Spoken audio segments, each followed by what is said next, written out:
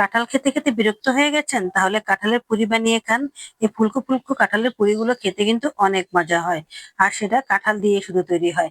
আর কোনো কিছুই লাগে না, খুব অল্প সময় লাগে। এখনই দেখিয়ে দিচ্ছি কিভাবে কাঁঠালের পুরি বানিয়ে খাবেন। আসসালামু আলাইকুম, কেমন আছেন সবাই? আশা করি ভালো আছেন। আলহামদুলিল্লাহ, আমিও ভালো আছি। আমি এখানে কয়েক কোষ কাঁঠাল নিয়ে নিচ্ছি। আমার বেশি হয়ে গেছে কাঁঠাল, তাই আর কেউ খাচ্ছে না। তো ভাবলাম এগুলো দিয়ে আমি কিছু একটা তৈরি করি। তাই মাথায় আসলো যে পুরিটাই বেশি বানাই, কারণ পুরিটা খেতে অনেক মজা হয়। আপনি না বললে এটা কেউ বুঝতেই পারবে না যে এটা কাঁঠালের পুরি। এটা কিন্তু বানাতে অনেক সহজ, তবে কয়েকটা টিপস আছে। যদি ঠিকঠাক মতো আপনারা পুরো ভিডিওটা দেখেন তাহলে কিন্তু এই আমার মতো ফুলকো ফুলকো কাঁঠালের পুরি বানাতে পারবেন। এই তো আমি এখন কয়েক কোষ কাঁঠাল নিয়ে নিয়েছি, তার থেকে বিচিগুলোকে ছাড়িয়ে নিচ্ছি। এখানে কিন্তু শক্ত নরম সব রকমের কাঁঠাল দিয়ে কিন্তু এই পুরিটা হবে। যাই হোক, আমি সবগুলো ছাড়িয়ে নিয়ে এখন ব্লেন্ডার জারে দিয়ে দিচ্ছি। এক ফোঁটাও পানি দিতে পারবেন না, এটা হচ্ছে সবচেয়ে বড় টিপস। এই টিপসটা মনে রাখবেন, পানি কিন্তু দেওয়া যাবে না। এক ফোঁটা পানিও দিতে পারবেন না। পানি দিলে এই পুরি কিন্তু তৈরি হবে না। তো যাই হোক, আমি পানি ছাড়াই কাঁঠালটাকে সুন্দরভাবে ব্লেন্ড করে নিয়েছি। আর তারপর এখানে আমি একটু ময়দা নিয়ে নিলাম। আর ময়দার সাথে আমি একটু তেল আর একটু লবণ দিয়ে দিয়েছি। আর এখন ভালো করে হাতে মাখিয়ে নিচ্ছি। এই তো এরকম হয়েছে। এরকম হলে বুঝতে পারবেন যে সঠিকভাবে ময়দাটা ময়ান দেওয়া হয়ে গেছে। আর এখন আমি দিয়ে দিলাম সেই কাঁঠালের গ্রেভিটা। ব্যাস, আর কিছুই দেব না। আর এটা দিয়ে সুন্দরভাবে একটা ডো তৈরি করে নেব। ডোটা একটু শক্ত হবে না, নরমও হবে না, একদম মিডিয়াম। যেভাবে আমরা আটা করি ঠিক সেভাবেই। তো যাই হোক, এই তো ডোটা তৈরি হয়ে গেছে। এখানে কিন্তু আর কোনো কিছুই আমি দেইনি, শুধু লবণ আর একটু তেল দিয়েছি, এতটুকুই। আর তারপর সুন্দর করে লিচি কেটে নিয়েছি। আর এখন একটা একটা করে বেলে নিচ্ছি। বেশি পাতলাও করা যাবে না, আবার বেশি মোটাও করা যাবে না, একদম মিডিয়াম রাখতে হবে। তাহলে কিন্তু পুরিগুলো ফুলকো ফুলকো হবে। তো যাই হোক, এই তো আমি নিয়ে নিলাম। আর এখন আমি দিয়ে দিচ্ছি। বড় বড় করে বানাবেন, তাহলে খুব সুন্দর হবে, খেতেও ভালো লাগবে। তো বড় বড় করে বানিয়ে আমি একটা একটা করে ভেজে নিচ্ছি।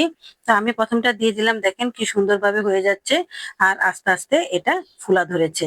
দেখেছেন কি সুন্দর ফুলে যাচ্ছে। মাশাআল্লাহ, এই পুরিগুলো কিন্তু খেতে অসাধারণ হয়। অনেক মজা হয়, কি বলবো, আসলে সবকিছুকে হার মানিয়ে দিবে এই কাঁঠালের পুরি। কাঁঠালের যত রকমের নাস্তা বানাবেন, এই পুরি কিন্তু একদমই পারফেক্ট। মানে খুবই মজা হয়। তো যাই হোক, এই তো ফুলকো ফুলকো পুরি তৈরি হয়ে গেছে, দেখেছেন কত সুন্দর হয়েছে। তা আমি কিন্তু এখানে কোনো রকম বেকিং সোডা, বেকিং পাউডার কোনো কিছু ইউজ করিনি। আমি এমনিতেই শুধু কাঁঠাল আর ময়দা আর একটু লবণ আর একটু তেল, এতটুকুই ব্যবহার করেছি। তো যাই হোক, এই তো হয়ে গেছে। এখন আমি তুলে নিচ্ছি। একদমই ঝামেলা নেই, অতিরিক্ত কোনো কিছু ইউজ করতে হয় না। আর অল্প সময়ে এই পুরি তৈরি হয়ে যায়। আর এই কাঁঠালের পুরি দিয়ে যে কোনো মাংসের তরকারি অথবা ডাল দিয়ে অথবা কোনো ভাজি দিয়ে খেতে এত যে ভালো লাগে, কি বলবো। আপনি বুঝতেই পারবেন না এটা যে কাঁঠালের পুরি। যাকে দিবেন সে গপ গপ করে খেয়ে নেবে।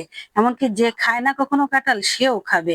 আমি এটা গ্যারান্টি দিয়ে বলতে পারি, এতটাই মজা হয়। তো যাই হোক, আমি সবগুলো পুরি এভাবে একদম লাল লাল করে ভেজে নিয়েছি। আর এখন আমি দেখিয়ে দিচ্ছি পুরিগুলো কেমন হয়েছে। দেখেন কত সুন্দর হয়েছে, মাশাআল্লাহ। আমার কাছে তো খুবই ভালো লেগেছে, আলহামদুলিল্লাহ। অনেক সুন্দরভাবে আমি এই কাঁঠালের পুরিগুলো বানাতে পেরেছি। আর আপনাদেরকেও দেখিয়ে দিতে পারলাম। আপনারা অবশ্যই বাসায় বানিয়ে খাবেন।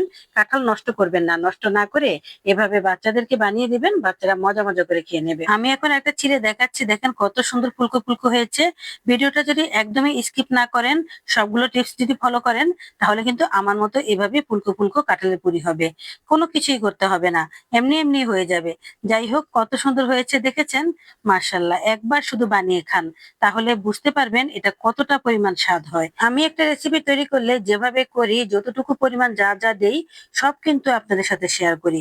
মানে পুরোপুরি ভাবে খোলামেলা বলে দেই। আপনারা যদি পুরো ভিডিওটা দেখেন, ঠিক আমার মতো এভাবেই তৈরি করতে পারবেন। আমার মতোই হবে, কোনো রকম তফাৎ থাকবে না। তো যাই হোক, এই তো সবগুলো বানিয়ে ফেললাম। আর হয়তোবা ভাবছেন এটা শক্ত হবে। না, একদম শক্ত নাই, দেখেন কতটা নরম হয়েছে, দেখেছেন। একদম নরম তুলতুলে। আমি যে ভাঁজ করেছি একটুও কিন্তু ভেঙে যায়নি। কি সুন্দর ভাঁজ হয়ে গেছে। আর এটা শুধু শুধু খেতেও কিন্তু অনেক মজা লাগে।